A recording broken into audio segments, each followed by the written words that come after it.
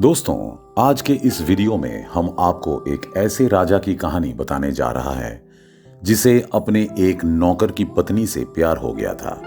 उस राजा ने अपने नौकर की पत्नी से प्रेम करने के बाद क्या किया और उसके इस प्रेम का वास्तव में क्या परिणाम हुआ, ये जानने के लिए आपको आज का वीडियो अंत तक अवश्य देखना पड़ेगा। लेकिन दोस्तों, उससे पहले आप में से जिन्होंने अभी तक हमारे चैनल को सब्सक्राइब नहीं किया है, वे हमारे चैनल को सब्सक्राइब जरूर करें और उसके पास वाले बेल आइकॉन को भी जरूर दबाएं। तो चलिए शुरू करते हैं। दोस्तों, एक दिन एक राजा अपने महल की छत पर टहल रहा था और तभी उसने देखा कि एक खूबसूरत महिला उस महल के बगल वाले घर की छत पर कुछ काम कर रही है। राजा उस स्त्री के रूप पर मोहित हो गया और उसने अपने एक साथी को बुलाकर उससे पूछा कि वह कौन है। राजा के उस प्रश्न के उत्तर में राजा के उस साथी ने राजा से कहा, महाराज, ये आपके दास फिरोज की पत्नी है। अगले दिन राजा ने अपने सेवक फिरोज को बुलाकर उसे एक पत्र दिया और उससे कहा कि तुम्हें ये पत्र जाकर फैलाऊं के राजा को देना पड़ेगा। राजा की आदेश को सुनकर फिरोज चुपचाप वहां से चला गया। उसे इस बात का जरा भी अंदाजा नहीं था कि राजा उसके साथ कितना बड़ा छल करने जा रहा है। इसके बाद फिरोज ने अपने घर लौट आया और राजा के उस पत्र को संभाल कर अपने तकिए के नीचे रख दिया। इसके बाद वो अपने सामानों को समेटने लगा ताकि वो सुबह ही अपने घर से निकल सके और फिर अगले दिन सुबह वह अपने गंतव्य के लिए रवाना हो गया। अगले दिन सुबह फिरोज के घर से निकलते ही राजा फिरोज के घर पर आया और उसका दरवाजा खटखटाने लगा। फिरोज की पत्नी ने घर के अंदर से जब उनकी पहचान पूछी तब राजा ने उत्तर दिया कि मैं राजा हूं, तुम्हारे पति का मालिक। ये बात सुनकर फिरोज की पत्नी चौंक गई और उसने दरवाजा खोल दिया। इसके बाद राजा ने फिरोज के घर में प्रवेश किया और फिर फिरोज के पत्नी से कहने लगा कि आज मैं तुम्हारा मेहमान हूं, मेरी जरूरतों को पूरा करना तुम्हारा कर्तव्य है। राजा के मुंह से इन बातों को सुनकर फिरोज की पत्नी राजा के इरादों को समझ गई और फिर वो राजा से कहने लगी कि राजा, तुम एक गलती करने जा रहे हो।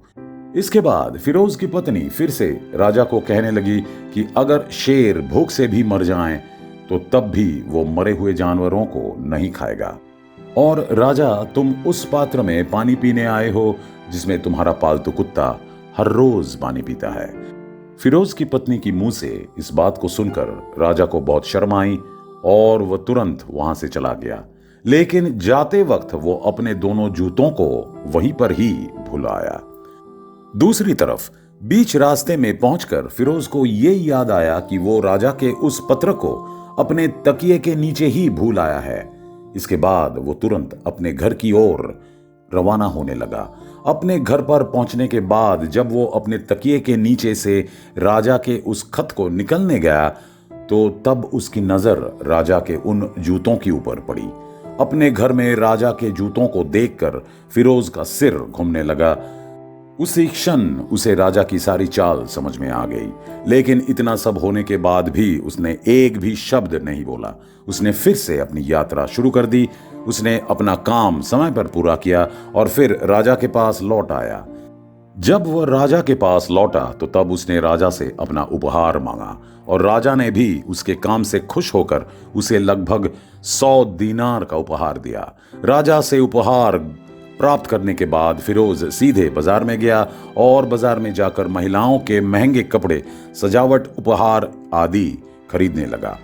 सब उपहार मोल लेने के बाद फिरोज सीधे अपने घर गया और अपनी पत्नी से कहा कि आज मैं तुम्हें तुम्हारे पिता के घर ले चलता हूं, तुम इन्हें जल्दी से पहनकर तैयार हो जाओ।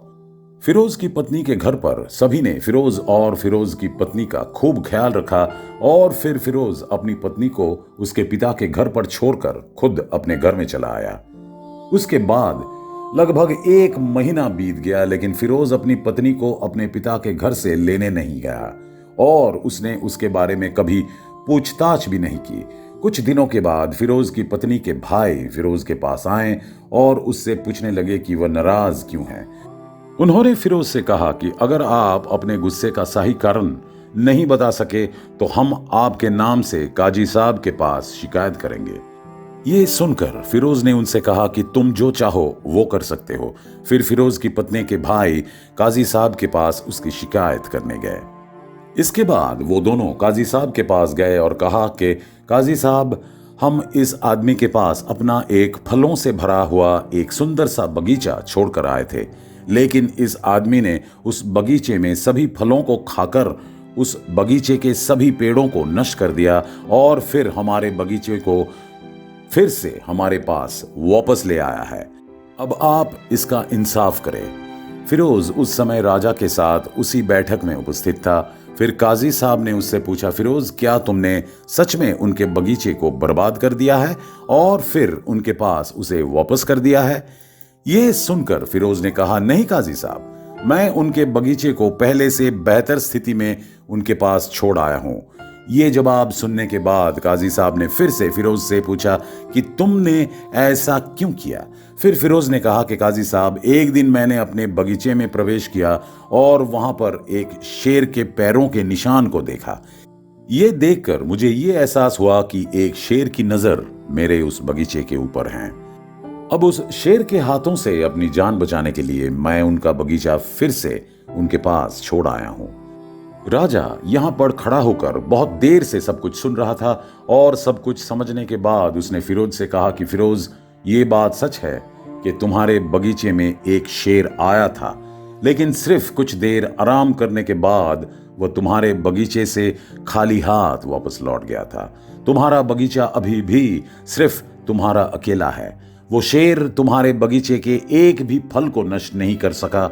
राजा की इस बात को सुनकर फिरोज को अपनी गलती का एहसास होने लगा और फिर वह अपनी पत्नी के साथ वापस अपने घर चला गया। अपने घर पर लौटने के बाद फिरोज ने अपनी पत्नी को अपने पास बुलाया और उससे अपने किए के लिए माफी मांगी और फिर उन दोनों ने अपने परिवार को पहले की तरह ही खूबसूरत तरीके से शुरू किया और फिर से सुख शांति से रहने लगे।